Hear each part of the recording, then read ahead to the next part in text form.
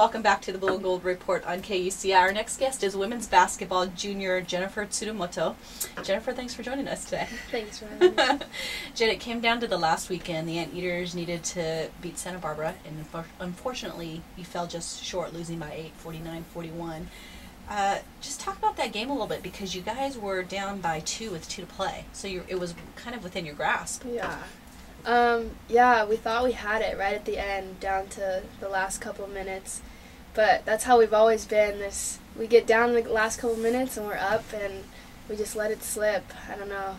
We just couldn't.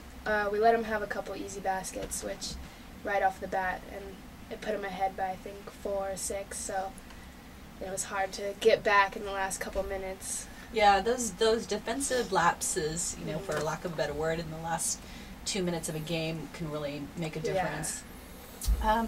You had a great season. You averaged about 10 points a game. You led the team with 2.9 assists. Now, you had an interesting story because Molly Gudenbauer recruited you, but when you actually signed your NLI, there was no coach in place. Yeah. Tell us about that, and what were you thinking? Were you thinking, what am I doing? I'm signing a letter with no coach? Yeah, it was definitely, I took a risk. I liked the school a lot and the basketball program, and I liked Molly a lot. And she was really close with my junior college coach. But then I didn't even know that she wasn't going to be here until a couple weeks before I signed. But I decided to go with it anyways. It seemed like a good fit for me. So it was definitely, people were questioning my choice because there was no coach. But I'm glad I went with it. So you walk in, and Doug Oliver is the head coach. Very different from Molly. Both very capable, talented coaches. Was there adjustment for you, or had you kind of met Doug because you had been recruited by Molly, and Doug, I think, was on staff at the time? Yeah. Was that a big adjustment for you at all, or? It wasn't a super big adjustment because Doug's pretty laid back. If he had been a super strict, looking for a particular trait or something, it kind of probably would have been harder for me to mold who I was, the type of player I was.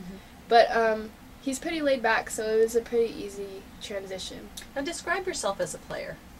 As a player, yeah. Are you pretty free spirited?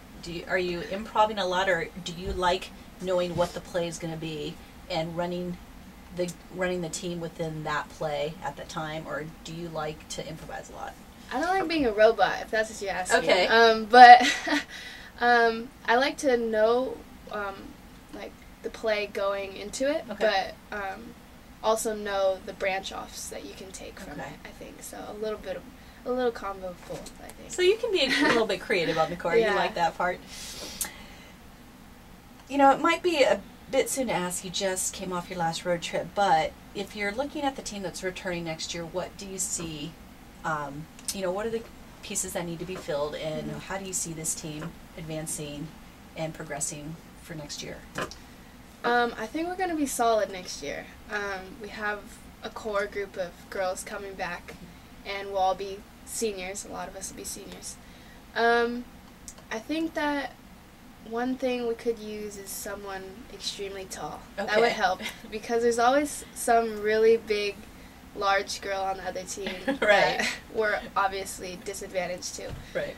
But I think we're going to be good. It took, in the beginning of the season, I think it took us a while to gel because we didn't really know each other.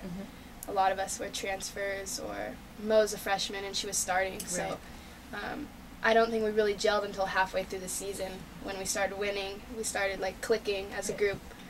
But I think now that we kind of know how each other play and we're more connected, I think, on and off the court, that next year will gel a lot better and faster, which will help. Now, if you look at the first half of the season and the second half of the season, as you said, where you began to gel, how much did your game change? How much did you feel you had to do in the first half that you now didn't have to do because you were able to find, the people that you knew were going to score, the people that you knew were going to be successful in these certain situations that you might not have known in the first part of the season? How much did that affect your game in the first part? I think it did actually a lot, because in the beginning, since I didn't really know anyone, I didn't know who I should be giving the ball to handle or who should be having the shot at certain times. Because, of course, everyone wants the shot. Yeah, everyone wants the ball. but you just don't know under what circumstances which person should have it in which situations, I think. But I think halfway through the season you kind of learn. I learned like who should be put in what situations where on the floor. Mm-hmm. So I think it helped. It made it so that we got easier shots and didn't have to like take as much, try and take it by myself, thinking that, because now that we have this trust, like, she can take it too. Like, do you have kind of a go-to person that you like to get the ball to, you know, when the game's close, when the game's tight? Do we need a 2 or a 3? Let's go with the 3. Okay. Yeah. For 3, I'd probably go with Kelly. Okay. We definitely had a couple games where she came in clutch right at the end. I think she made a game winner when we were on the road in the beginning of season. And yeah, so for a 3, I'd go for Kelly. For a 2, I would probably go with Camille. Okay. Yeah, because at least she would get to the free throw line. Now, we had Camille on the show earlier this season, and she'd like to be a sexy rebounding beast. And yeah, I actually watched that one. Yeah, I did. Well, I want to give out a quick congratulations because she was named, I think, to the All Big West Conference team, which I have that in my notes somewhere. So, Camille, good job this year. You know, we're going to take a quick turn off the court. And I spoke to one of your teammates, and apparently people think that Vanessa Aguilar is your twin. Yeah, it's very common. Which is pretty comical because she is Latina. You are half Japanese and half Caucasian. Mm-hmm. But there's a funny story about how you had your picture taken because people thought you were twins. Yeah, we Can did. you tell us about that story? It was during summer school, and we're both transfers. Okay. And we were roommates too, and we were staying in the dorms for the first thing, so we were always together. And we were eating lunch one time, waiting for the bus to pick us up to go home, and this huge group, probably like 30, like, didn't speak English type Asians. Okay. Like, touristy. Okay. And none of them spoke English, and we were just sitting on the steps eating pasta or something. And they came up to us, and they were like, twins, and we were like, oh, no, like, we're not twins. And then they, like, started getting between us and, like, taking pictures with us and, like, pretending to kiss the sides of our face, and like, and we didn't know what to do. We were just like, okay, yeah, we're twins. So from then on, like, sometimes some of the vendors on campus will be like, are you 2 twins? And we'll just be like, yeah. And Vanessa's a little bit taller than me, so we're always like, she's older, like, I'm the younger one. So you have this whole story made up now about you 2 being twins. Yeah, that when she told me that story, I just started laughing. I'm told you have a lot of ink on your arms. And I'm told to ask you about the Harry Potter tattoo. Oh, gosh. This one? Oh, you do? Okay, that is, I can't remember what that's from book 7 or book 6. Yeah, it's from one of the later ones. Can you show that to the camera? Now are you a devoted Harry Potter fan? I'm actually not. I mean, yeah. But you got a tattoo. I'm just very spontaneous. Okay. Yeah. A lot of my players on the team, I'm always like, you guys, let's go get tattoos. Come on, let's go. And everyone's like, no, like, I really want to think about it and, like, make sure that's really what I want. But I'm the type where, like, I get an idea and I just go with it. Now, why did you pick that one? This one? Mm-hmm. I actually do like Harry Potter a lot, but I wouldn't call myself a devoted. Like, okay. I don't, like, wait in line and everything, but... For the midnight showing and in costume? None of that? Not in a costume. Maybe you'll catch me in the back of the line, but I will not be in costume. But, tell us about some of the other ones. I have a black band that goes around, and it stands for Life is Continuous. Okay. And it goes with the arrows, keep moving forward. Okay. Yeah. And so... Then my left side says, my heart is my temple. Okay. Right here. Oh, nice. Okay. And then my other side on camera? Says, dreams are my sunlight. Okay. And then my last one I have on my side, and it's butterflies, and it says, she flies with her own wings. Wow. Now, what inspired you to get those tattoos? The arm ones?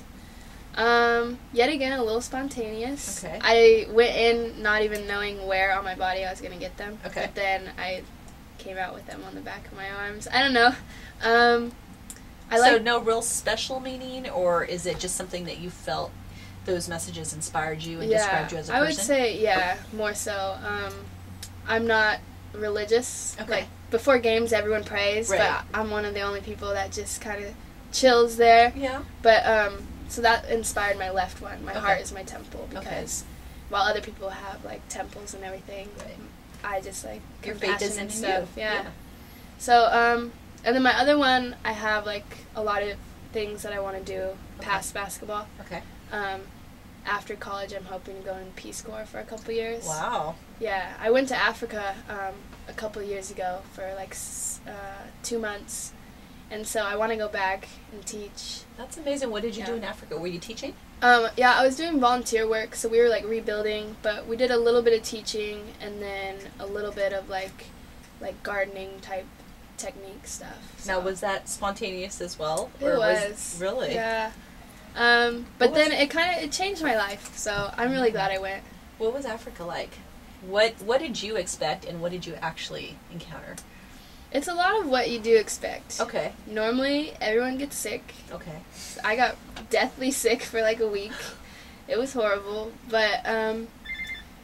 There's your heart monitor. Yeah. I knew it was gonna go off. But I came back like with I don't know, a lot of gratitude and like thankful for my family and everything that I had. So I think that was definitely an eye opener. So change your perspective. Yeah, because you definitely, where I went, Mhm. you don't really have anything. Right. So, and it was nice to see like people were happy without anything. So it's good trait to come back with, I think. So. Yeah, it's proof in the pudding. You don't actually need a lot of things to be happy. Yeah. I'm also, now I'm going to stick to the tattoos because I was told that you have some Asian characters, or no? Is that not right? No, people normally think that these ones are. Oh, okay. Because when they're up, when my arms are down, Okay. it looks like it's Asian writing going up and down. Got it. But you read it English sideways. So. Okay. You have a nickname. Uh-oh. Coach Oliver calls you Little Smurf. Oh, yeah. Where did that come from? And do you even know what a Smurf is? I do, yeah. Okay. Coach tends to think that I'm only 100 pounds and I'm only 5'1". Okay. But I'd like to correct that. I'm actually almost 5'6". What? Yeah. I'm like 5'5"3/4. Okay. What does it say on the website? I think it says 5'5". Okay. Yeah. So we have that right. But he tends to call me and the other little guards Smurfs because we're just smaller than everyone else. So, I don't know. That's how it came about. So you're not the only one? No, I'm taller than Ray, actually. Oh, really? Taller than Ray. So, just putting that out there. I'm taller than someone. Well, Jan, I want to thank you for being on the show. I know that you guys were disappointed with the way the season turned out because, you really did gel in the second half. You won 4 straight at one point, and definitely defending the bread. You won a lot of those games at home. So, I think that you guys have a really good team coming back, and I want to wish you the best of luck, and I hope that you'll be on the show again next year. Hopefully I will. Thank you. Fans, that was Jennifer Tsurumoto from the women's basketball team, and we'll be right back to wrap up the Blue and Gold Report on KUCI 88.9 FM.